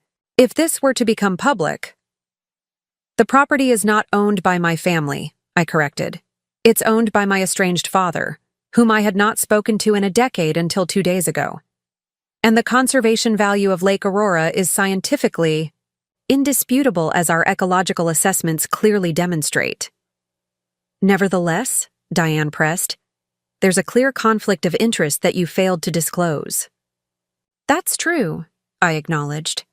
I should have recused myself from decisions specifically related to my father's property. That was an error in judgment on my part. Jeffrey leaned forward. There's more. We've received information that your father is attempting to organize opposition to our conservation efforts, that there may be a protracted legal battle ahead. I frowned. From whom did you receive this information? Jeffrey exchanged glances with Malcolm. An anonymous tip, followed by a more detailed letter from Jackson Miller. The name hit me like a physical blow. Jackson Miller, my father's former business partner, the developer who had wanted to build vacation homes around Lake Aurora 20 years ago. The man whose plans my mother had fought against. Jackson Miller has no connection to Lake Aurora anymore, I said carefully. His development company went bankrupt years ago. On the contrary, Malcolm said, sliding a folder across the table. Miller Properties has been very active recently. They've optioned several parcels just beyond our acquisition boundary, and they're claiming they have historical development rights that supersede our conservation easements. I opened the folder, scanning the documents inside. Dated just yesterday, they outlined a competing vision for Lake Aurora, a luxury eco-resort that would balance conservation with economic development. The professional proposal included architectural renderings, economic impact projections, and endorsements from local business leaders. This is a false narrative, I said, closing the folder. Miller is attempting to undermine our project because he's still bitter about his failed development plans decades ago, plans my mother successfully opposed on scientific grounds. Your mother? Diane asked, confusion evident in her voice. Catherine Lockwood was a field ecologist who documented Lake Aurora's ecosystem for years, I explained. She built the scientific case against Miller's original development. Her research is what initially inspired our current conservation efforts. This was a partial truth. While my mother's work had indeed provided the scientific foundation, I had chosen Lake Aurora specifically because of my personal connection. And yes, partly out of a desire to reclaim what had been taken from me. Regardless of the history, Jeffrey said, we have a current problem. Miller is petitioning the county to review our permits. He's claiming that your personal vendetta against your father is driving Nightingale's agenda, not legitimate conservation. Priorities. That's absurd, I protested, though the accusation contained just enough truth to sting. Is it? Malcolm asked quietly. You've never mentioned your family connection to this project in the 3 years we've been working on it. I took a deep breath, recognizing that defensiveness would only reinforce their suspicions. You're right. I should have been transparent about my personal connection to Lake Aurora from the beginning. But that connection doesn't invalidate the ecological importance of this ecosystem. I opened my briefcase and removed several folders, copies I'd made of my mother's most compelling research. This is the scientific documentation compiled by Catherine Lockwood over 2 decades. It establishes beyond any doubt the critical conservation value of Lake Aurora. This is the real foundation of our project, not personal motives. As the board members passed the materials around, studying the meticulously documented species, inventories, water quality analyses, and habitat maps. I continued. Jackson Miller opposed my mother's conservation efforts 20 years ago because they interfered with his development plans. He's doing the same thing now, attempting to create a false narrative about our motives to advance his own interests. Jeffrey studied me thoughtfully. Even if that's true, there's still the matter of your father's property and your relationship to him. The appearance of impropriety. My father is dying, I said quietly. Pancreatic cancer, terminal diagnosis. The room fell silent. He came to me to ask for time, to spend his final months in his home. I'm considering a modification to our implementation timeline to accommodate this request. Not because of sentimentality, but because it's the humane thing to do and it doesn't materially harm our conservation goals. Diane's expression softened slightly. Why didn't you tell us this immediately? Because I wanted to develop a revised implementation plan first, one that would address both the ecological and human considerations. I removed another document from my briefcase. This is that plan. I distributed copies of the proposal I'd stayed up much of the night developing, a phased approach that would begin immediate restoration work on all parcels, except the central zone around my father's property, which would be addressed in a second phase after his passing. This approach actually improves our methodology by allowing us to establish baseline data on the outer parcels before addressing the critical central habitat. It's scientifically sound and compassionate. The board members studied the proposal, their expressions gradually shifting from suspicion to consideration. And what about Miller's claims? Jeffrey asked. His competing proposal. I believe there's a simple way to address that, I replied. Full transparency. We disclose my connection to the property, we make my mother's research public, and we invite independent ecological assessment to validate our conservation priorities. As the board discussed the proposal among themselves, I felt a strange mixture of regret and relief. I should have been honest from the beginning about my personal connection to Lake Aurora, but now that the truth was out, I could approach the project with integrity rather than hidden motives. There's one more thing you should know, I said, drawing their attention back to me. Last night I discovered that Jackson Miller had a personal vendetta against my mother. His development plans weren't just business, they were retribution.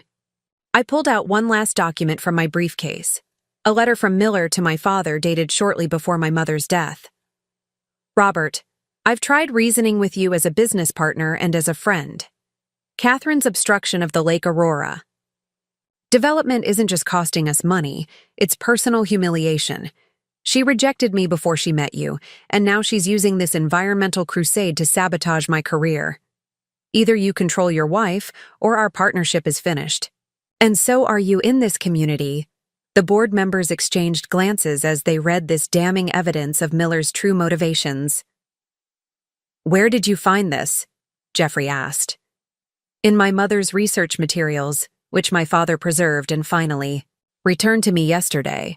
There's a wealth of documentation showing that Miller's opposition to conservation efforts was driven by personal animus, not business considerations. Diane tapped her pen thoughtfully against the table. This casts his current opposition in a very different light. Precisely, I agreed. Miller isn't concerned about the conservation value of Lake Aurora or the integrity of our process. He's continuing a decades-old vendetta against my family. First my mother, now me. The mood in the room shifted palpably. Professional concern, giving way to protective indignation on behalf of the organization. I move that we approve Vanessa's revised implementation plan, Diane said unexpectedly, with the condition that she recuse herself from decisions specifically regarding her father's property, and that we issue a full disclosure statement about the family connection and Miller's competing interests. The motion passed unanimously. As the meeting concluded, Jeffrey lingered behind while others filed out.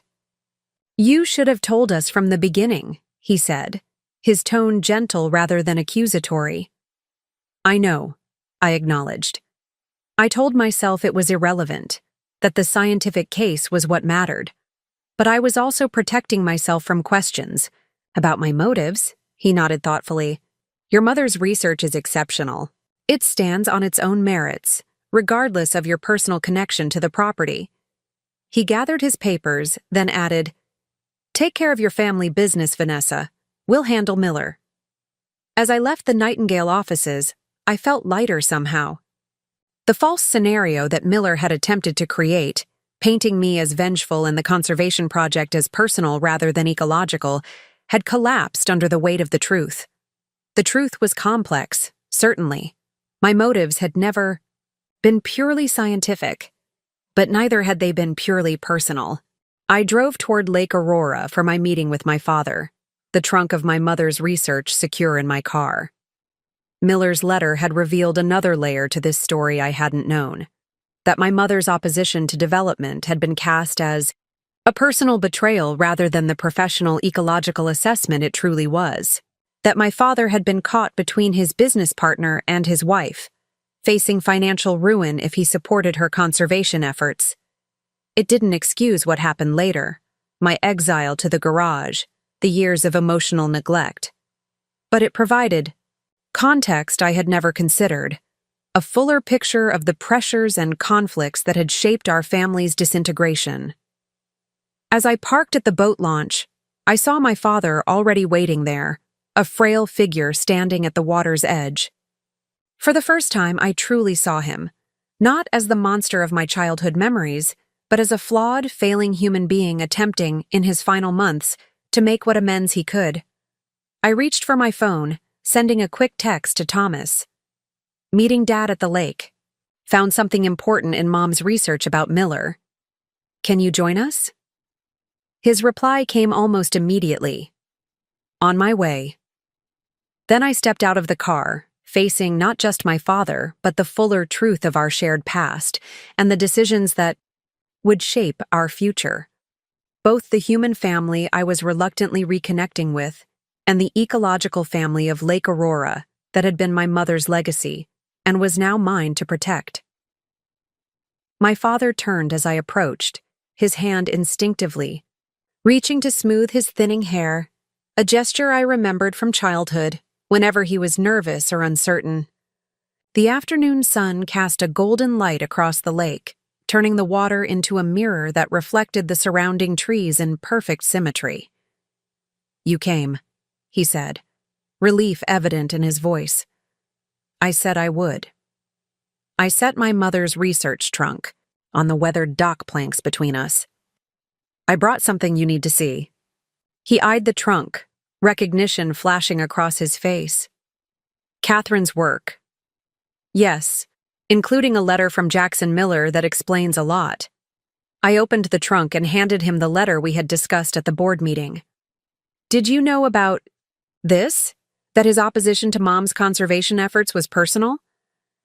My father sank onto a nearby bench, reading the letter with a pained expression. I suspected, but I didn't know for certain until after she died. Jackson implied things, but nothing I could prove? He's back, I said, trying to undermine Nightingale's conservation project with the same false narrative, that it's driven by personal vendetta rather than ecological priorities. My father's head snapped up. He contacted you? Not me. Our board, trying to turn them against me by revealing our family connection and framing the entire project as my attempt at revenge. A complex emotion crossed my father's face. Anger, guilt, and something that looked surprisingly like protectiveness. That manipulative bastard. He's been waiting for an opportunity like this for years.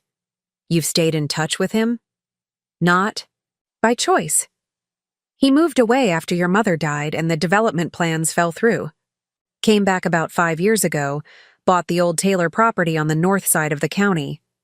He's approached me several times about selling my land, said he was assembling investors for a new resort development. This was new information.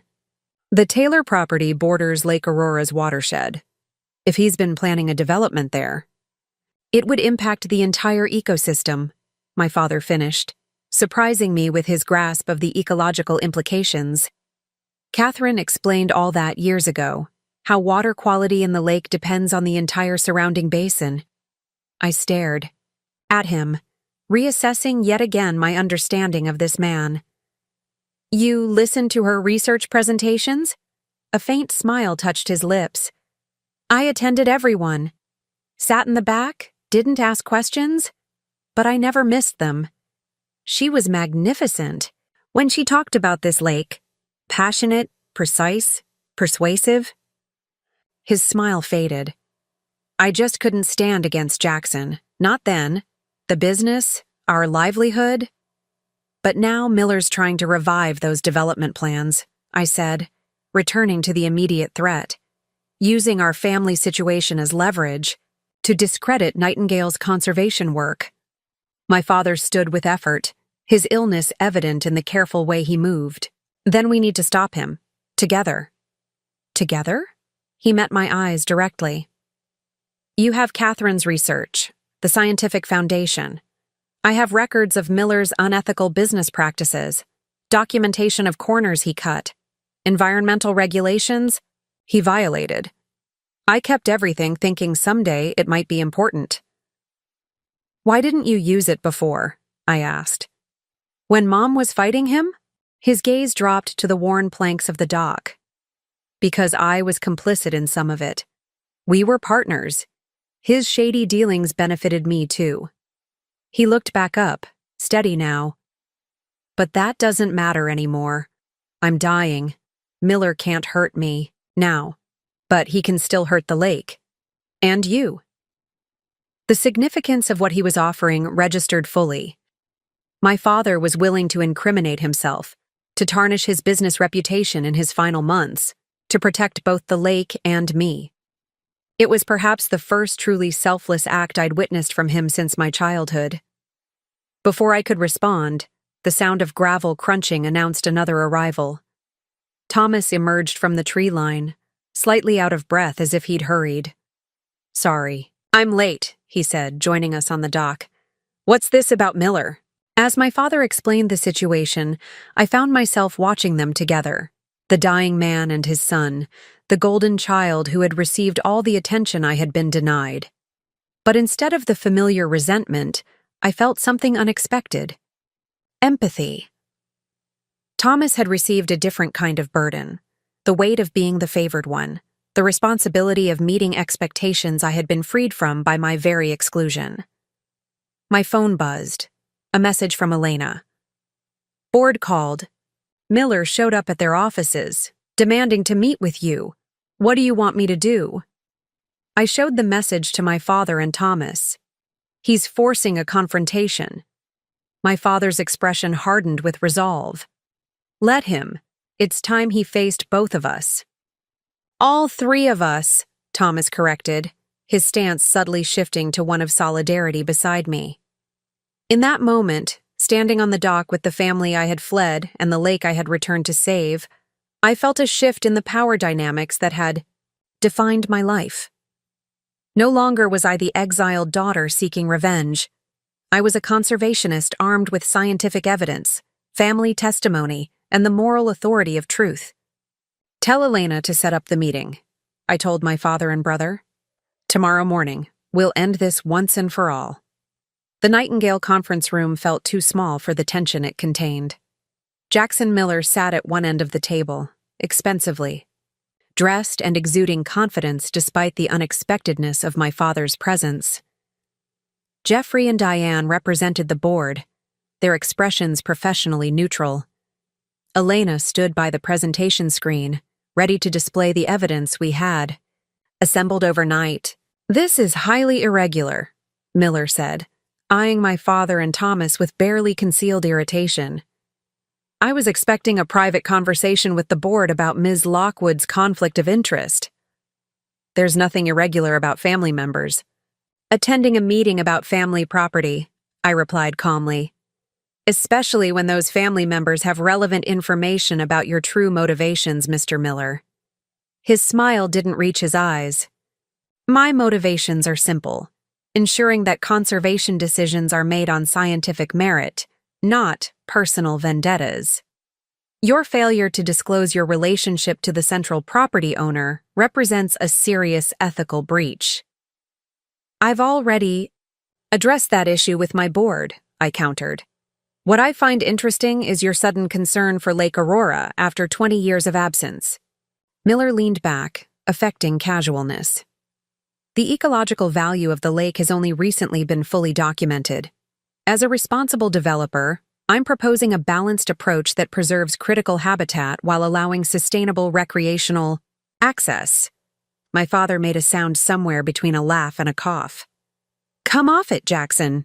You've never cared about ecological value a day in your life. Miller's expression hardened. Robert, you're looking unwell. Perhaps this meeting is too taxing for someone in your condition. The casual cruelty of the remark sent a ripple of discomfort through the room.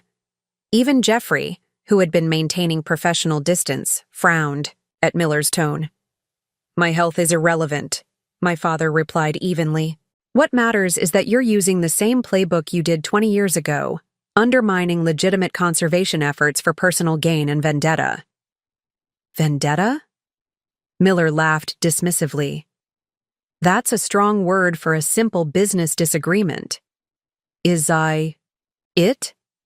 I nodded to Elena, who displayed the letter from Miller to my father on the screen. This doesn't read like a business disagreement to me. It reads like a man resentful that my mother rejected him romantically and then professionally. Miller's face flushed as his own words appeared enlarged before the group. Catherine's obstruction of the Lake Aurora development isn't just costing us money. It's personal humiliation. She rejected me before she met you, and now she's using this environmental crusade to sabotage my career. The room fell silent as everyone read the damning evidence. Ancient history, Miller said finally, his voice tight. Taken out of context. There's more context, Thomas said, speaking for the first time. Dad kept detailed records of your partnership, including documentation of environmental regulations you violated in previous developments. Elena advanced to the next slide, copies of internal memos detailing contaminated soil that had been illegally disposed of, wetlands filled without permits, water quality reports that had been falsified. Miller's confident demeanor cracked slightly. Those are unsubstantiated allegations from decades ago. The statute of limitations may have expired for legal prosecution, I interjected, but not for ethical judgment. The board isn't deciding whether to press charges. They're deciding whose assessment of Lake Aurora's value to trust, yours or Nightingale's. Jeffrey leaned forward, his gaze fixed on Miller. Mr. Miller, when you approached us with concerns about Ms. Lockwood's objectivity, you presented yourself as motivated solely by conservation best practices. This evidence suggests otherwise. This is a coordinated attack, Miller protested, his voice rising. They're trying to destroy my reputation to advance their own agenda. An interesting accusation, Diane observed. Considering that's exactly what you attempted to do to Ms. Lockwood, Miller turned to me, anger replacing his professional mask. You think you've won? That lake has been my focus for 20 years. I've waited, planned, assembled investors. Your little conservation group doesn't have the resources to fight me. If I contest every permit, challenge every assessment. It was the admission we had been waiting for, confirmation that his sudden interest in balanced development was merely a continuation of a decades-long obsession. The board members exchanged significant glances. Actually, my father said quietly, she does have the resources. He nodded to Elena, who displayed the final document, my mother's will, recently discovered among her research papers. My wife left her entire inheritance to 2 beneficiaries, my father explained. Half to our daughter for her education and future security. The other half to establish a trust for Lake Aurora's protection, to be activated when Vanessa completed. Her environmental science education. I stared at him, stunned. What inheritance? You never told me. Catherine's family had old money, my father said, his gaze not leaving Miller's increasingly pale face. Not vast wealth, but substantial. After she died, I couldn't bear to tell you about it. It seemed like blood money somehow. So I invested it, growing both portions. The trust now contains over $3 million, specifically designated for legal defense of Lake Aurora against development threats. The revelation left me speechless. All these years, I had struggled financially, worked multiple jobs to put myself through college, scrimped to launch Nightingale, while a substantial inheritance had been waiting, unknown to me. You kept this from me? I finally managed, my voice barely above a whisper. One more failing among many, my father acknowledged, genuine regret in his eyes. But the trust is legally yours to control now, and just in time, it seems. Miller stood abruptly, gathering his papers. This meeting is over. You'll be hearing from my attorneys. As he stormed out, the weight of everything I had just learned settled over me. Not just the inheritance that had been withheld, but the realization that my mother had foreseen this fight and prepared for it, arming me for a battle she wouldn't live to witness. Jeffrey broke the stunned silence. Well, that was unexpected. Welcome to my family, I said softly, still processing the magnitude of the revelation. We specialize in the unexpected. After the meeting, my father asked if we could speak privately. We sat in my small office, the afternoon sun casting long shadows across the awards and certificates on the wall. Achievements earned through years of determination and sacrifice I now knew could have been easier. Why? I asked simply. Why keep the inheritance from me? He looked down at his hands, liver spots prominent against pale skin. At first, it was grief. I couldn't bear to discuss anything related to Catherine's arrangements. Then, after I remarried, Karen had opinions about the money. She didn't want me to have it, I guessed. She wanted it for her son. He met my eyes directly. I refused. That was the beginning of the end for us, though it took years to finally break. But by then, patterns were established. You were in the garage, communication was broken, and shame kept me silent. And what about my mother's conservation trust? Did you tell anyone about that? No one except the attorney who managed it. I honored that part of her will absolutely. Never touched a penny of it. It's been growing, waiting for you to claim it. He paused. Catherine knew you'd follow in her footsteps. She saw it in you, even when you were small. I tried to reconcile this information with the narrative I'd constructed over the years. The father who didn't care, who had exiled and forgotten me. The truth was more complicated, as truths usually are. All those years I struggled, I said, my voice steady despite the emotions churning beneath. Working nights to pay for school, taking on debt, wondering if I'd ever have enough to start Nightingale. I know. His voice was barely audible. I tracked your progress from afar, clipped newspaper articles when you graduated, followed your early conservation projects online, but you never reached out, never offered help. No. That's one more failing I can't excuse or explain, except to say that the longer the silence stretched, the more impossible it seemed to break it. He pushed a thick file folder across my desk. This is everything. The trust documents. The investment records. The accumulated interest. It's all yours now, to use as you see fit. I stared at the folder, the physical manifestation of both inheritance and revelation. There's more you haven't told me, isn't there? He nodded slowly. Much more about your mother, about our marriage, about what went wrong after she died. He glanced at his watch. But I have a treatment appointment in an hour. Another time? The question held more weight than its simple words conveyed. Another time meant a future, meetings, conversations, a relationship of sorts, rebuilt in whatever time he had left. Yes, I said after a moment. Another time. As I watched him leave, moving carefully with the deliberate pace of the seriously ill, I opened the folder. Inside was not only the trust documentation and financial records, but a handwritten letter from my mother, addressed to me, dated 2 weeks before her death. My dearest Vanessa, if you're reading this, you found your way back to Lake Aurora, just as I always knew you would. The lake is in your blood, as it was in mine. Protect it, cherish it. But remember, it's not just the ecosystem that needs healing. It's the people connected to it, including your father, who loves deeply but expresses it poorly, and who will need your forgiveness someday. All my love, Mom 20 years later. Her words bridged time and loss. A full disclosure from beyond that asked me to consider a fuller truth than the one I had clung to for so long.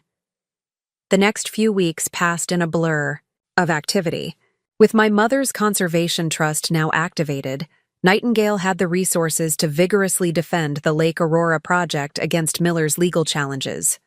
Our attorneys filed preemptive motions, documenting his pattern of harassment and conflicts of interest. The local press, initially intrigued by Miller's accusations, quickly shifted their narrative when presented with evidence of his past environmental violations. Meanwhile, I faced a more personal challenge: redefining boundaries. With my father and brother, after years of complete separation, I now found myself in regular contact with both. My father's cancer treatments left him weaker each week, yet he insisted on meeting whenever his strength allowed, gradually filling in the gaps of our family history. Thomas and I developed a cautious rapport, built initially around pragmatic matters, coordinating our father's medical appointments, discussing the house's maintenance, but gradually expanding to include memories of our mother, comparisons of our separate childhoods, tentative steps toward understanding. Through it all, the question of what would happen to my father's property after his death loomed unspoken. The Lake Aurora Conservation Plan had been modified to work around his land during his lifetime, but the long-term vision still required that critical central parcel. Elena and I were reviewing restoration timelines in my office when my father called, his voice weaker than I'd heard it before. "Can you come to the house? I need to discuss something important."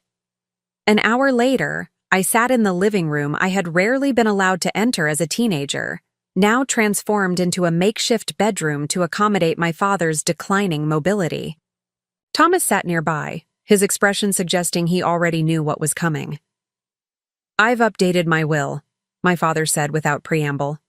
"The house and property will be divided equally between you two." I frowned.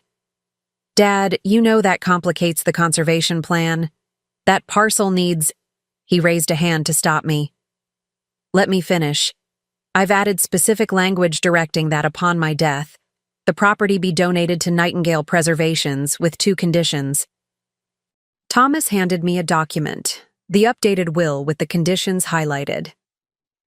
A permanent educational center be established on the property, named for Catherine Lockwood. My children retain lifetime access to the lake and shoreline for personal, non-commercial use. I read it twice, looking for hidden complications, but found none. It was elegantly simple, honoring my mother's legacy, ensuring family connection to the lake would continue, while placing the land under Nightingale's protection permanently. "You've thought this through," I said, surprised. "Had plenty of time for thinking lately," he replied, a hint of his old dry humor showing through. "It's the right solution. Catherine would approve." The boundary he had drawn was clear, acknowledging both the ecological imperatives and the human connections to this place. It wasn't a compromise that weakened either, but a synthesis that strengthened both. "What do you think?" Thomas asked, watching me carefully. I considered all that had transpired since that unexpected phone call weeks ago. The garage still stood, a reminder of pain that couldn't be erased. But its meaning had transformed. No longer a symbol of rejection and exile, but a complex marker of a flawed family's journey towards something like healing. "I think it works," I said finally. "For the lake, for all of us." My father nodded, relief evident in his tired eyes. Then it settled. It wasn't forgiveness, exactly. Some boundaries needed to remain firm, protection against the repetition of old patterns. But it was acceptance of a more nuanced truth than the one I had built my life around. And perhaps in time, that acceptance might grow into something more. As Thomas and I left the house later, he paused at the garage. "What do you want to do with this place?" I studied the structure that had shaped so much of my life, for better and worse. "Turn it into something new, something that serves the lake." "Mom would like that," he said softly. "Yes," I agreed. She would. 3 weeks after our meeting about the will, a certified letter arrived at my office. Miller's Development Company had filed a lawsuit challenging Nightingale's permits and conservation easements, alleging procedural irregularities and claiming historical development rights dating back to agreements with my grandfather. "This is desperate," Elena said when I called her to the house to discuss it. We sat on the back porch, watching Ethan and Zoe play by the small stream that ran through my modest backyard. "He's throwing everything at the wall, hoping something sticks." "It's also expensive," I noted, sliding the lawsuit across the table. "He's hired 3 separate law firms specializing in environmental, property, and contract law." Elena scanned the document, her expression darkening. "He's going after the trust, too, claiming Catherine wasn't of sound mind when she established it. My mother was completely lucid until the day she died," I said sharply. "He knows that." "He's not looking for legal victory," Elena pointed out. "He's trying to drain the trust through prolonged litigation, force you to spend the protection funds on legal defense instead of conservation work." "Is this about the lake property? Or is it just revenge now?" I asked, though I already knew the answer. "Both, probably. He couldn't beat your mother, and now he's determined not to let her daughter succeed where he failed." Elena's hand covered mine briefly. "How's your father taking this?" "Not well. His health is declining faster than expected. The stress isn't helping." Before Elena could respond, my phone buzzed with a text from Thomas. "Found something important in Dad's old business files. Meeting you at the office tomorrow?" The following morning, Thomas arrived at Nightingale with a weathered leather portfolio. "Dad kept everything," he explained, spreading documents across my desk, including Miller's original development plans from 20 years ago. I examined the yellowed papers, noting the property boundaries marked in red. "These extend beyond Lake Aurora, into the neighboring watersheds." Thomas nodded grimly. "Miller never just wanted our lake. He was planning a regional resort complex encompassing 3 different water systems. Lake Aurora was just phase 1. That's why Mom fought so hard, I realized. She saw the bigger threat. There's more." He pointed to survey markers on the old maps. "See these notations? They indicate test drilling for groundwater contamination assessment. Dad saved the results. The test results, attached with faded paper clips, showed significant toxic contamination on multiple sites that would have been part of Miller's development. He knew the land was contaminated," I said slowly, "and developed plans anyway, without disclosure or remediation plans." "Criminal, negligence at minimum," Thomas agreed. "Enough to permanently discredit him with investors and regulators." As we organized these damning materials, another text arrived from our father. "Miller stopped by the house, threatening consequences if we don't drop the trust fight. Time to end this." The resistance phase of Miller's campaign was escalating from legal to something more personal. But he hadn't counted on facing a united front. The combined resources of Catherine's research, Robert's business records, and the determination of both her children to protect her legacy. 6 months after my father's unexpected phone call, Lake Aurora sparkled under autumn sunlight as Nightingale Preservations held the official dedication ceremony for the Catherine Lockwood Ecological Research Center. A wooden platform had been constructed at the old boat launch, providing seating for the small crowd of conservationists, local officials, and community members who had gathered to witness this milestone. My father sat in the front row, oxygen tank beside him, Thomas on one side and my children on the other. Despite his doctor's concerns, he had insisted on attending, determined to see this day. Elena stood nearby, no longer just Nightingale's scientific advisor, but someone who had cautiously re-entered my personal life in recent months. As I approached the podium, I touched the small blue stone pendant around my neck, a gift from my mother that Thomas had found among her belongings and given to me last week. Its weight against my collarbone anchored me to this moment, to the journey that had brought me here. Lake Aurora has been a sacred place for my family for generations, I began, looking out over the water that had shaped me in ways I was only beginning to understand. Today, we ensure it remains protected for generations to come, not just as a pristine ecosystem, but as a living laboratory where we can study and learn from nature's wisdom. I spoke briefly about the center's mission, about the permanent conservation easements now in place, about the victory against Miller's development plans when his investors had abandoned him after learning of the contamination issues. But the heart of my message was more personal. My mother saw this lake as more than water and trees and wildlife. She saw it as a relationship between people and place, one that required tending, understanding, and sometimes forgiveness. The garage that once stood on this property has been removed.